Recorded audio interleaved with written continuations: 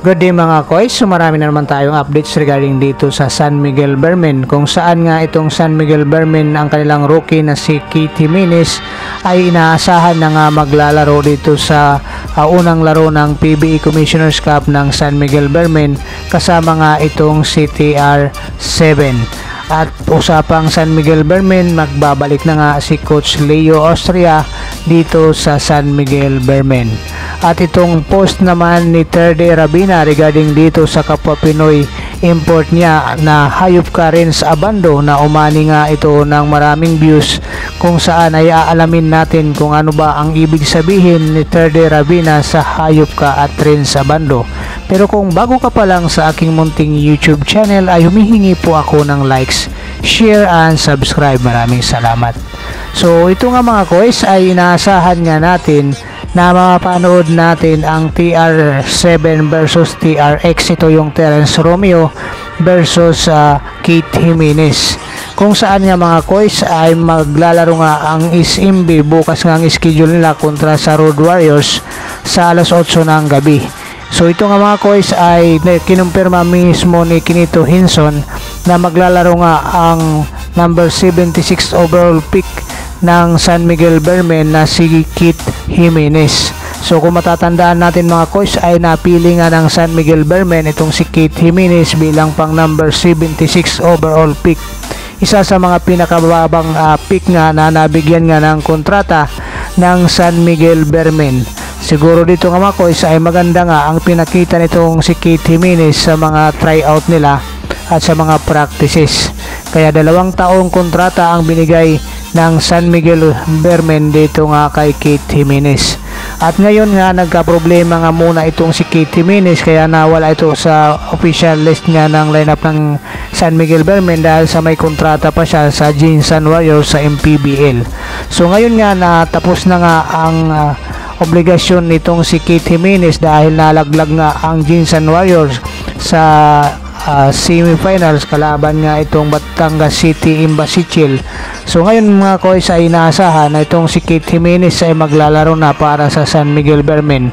So kung tatanungin nyo naman mga koys bakit number 76 itong jersey nga nitong si Keith Jimenez, ayon nga sa kanya, kaya niya ginamit itong number 76 bilang jersey number niya dahil ito ay pag-alala niya nga sa number 76 pick nga o pagkapili sa kanya ng San Miguel Bearmen. So dito nga mga koys ay mapapanood natin na lagi na nga itong kasama si Keith Jimenez sa mga practices ng San Miguel Bearmen. At ito naman mga koys ang mga kalaban nila. Ang una nilang naging import nga sa PBA Commissioner's Cup last year, kung saan itong si Thomas Robinson ang kanilang import, ngunit hindi nga ito nakalaro dahil sa nagkaroon ng injury. At ito nga mga koys, asahan natin na makakalaro na nga itong si Keith Jimenez at itong si Terence Romeo na magkakasama nga dyan sa backcourt. Yun nga in-interview na nga mismo yan ni Sir Kinito Hinson at kumpirmado nga mga koys na maglalaro na nga itong si Keith Jimenez.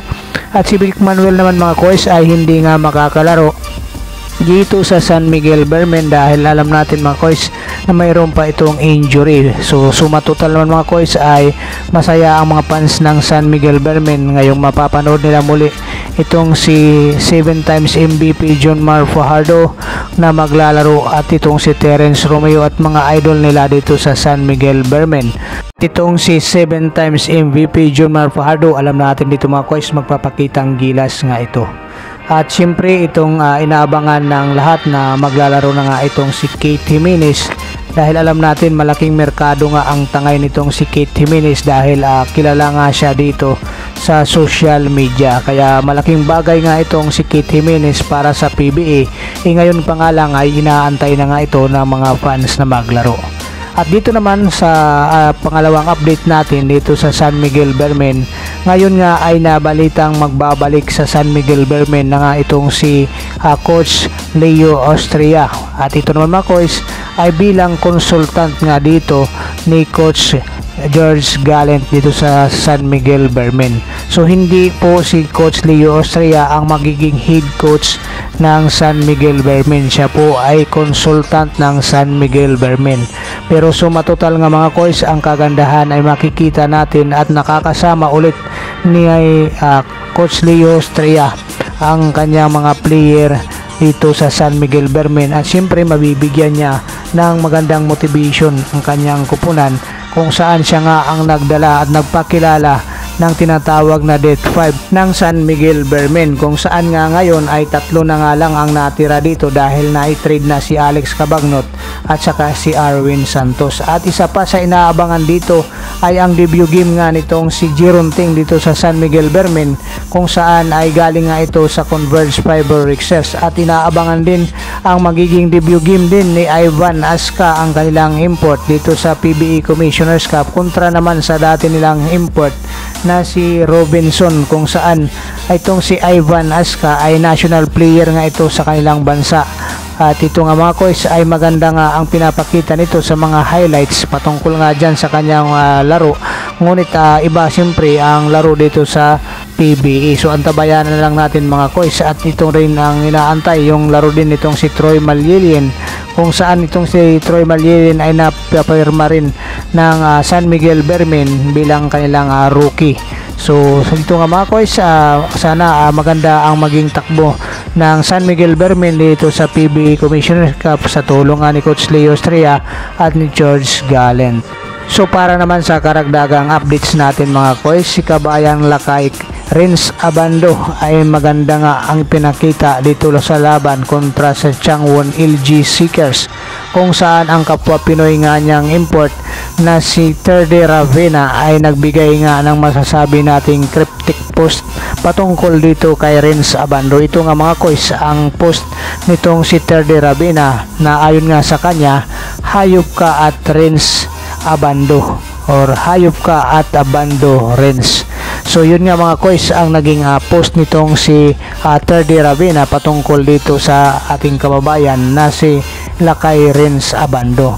So ngayon mga coach, ang adjectives na ginamit nga nitong si Terde Ravena ay medyo mahiwaga nga kung tutuusin, pero kung analyzein natin mga coach, hindi masama yung pakay doon sa sinasabi ni Terde Ravena patungkol nga dito kay Lakay Renz Abando.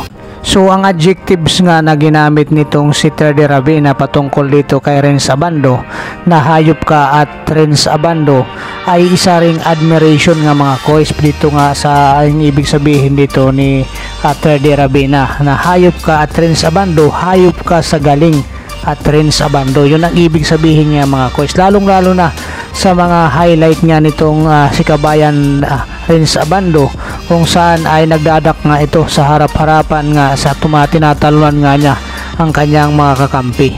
At dito nga mga coach ay nagtala siya ng 18 points, 6 rebounds, 2 blocks. Kalaban nga dito ang LG Seekers, kung saan panalo sila sa score na 85-71. At ang kagandahan pa nga dito mga coach ay naiangat niya ang kanyang kupunan sa 6-3 win-loss record.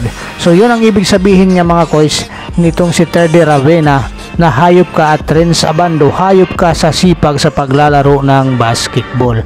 So maraming salamat mga coach, God bless you all, bye bye.